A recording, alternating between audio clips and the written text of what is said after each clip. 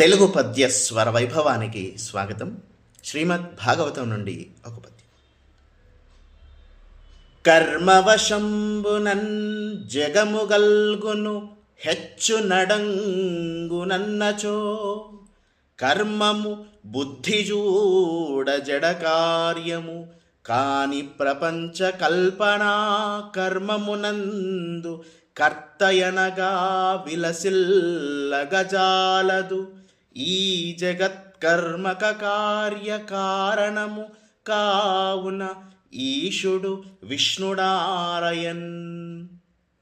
ఈ పద్యం నందు కర్మ వంశం చేతనే ఈ లోకం జన్మిస్తుంది, పెంపొందుతుంది, నశిస్తుంది అని మీరంటారేమో. అది కుదరని మాట. కర్మ జడ పదార్థం కాబట్టి ప్రపంచ సృష్టికి అది కర్త కాజాలదు. ఈ జగత్తు అనే కార్యానికి విష్ణువు కారణం. అందువల్ల ఆయన భగవంతుడు, పరమేశ్వరుడు అని పద్యభావం. ధన్యవాదం.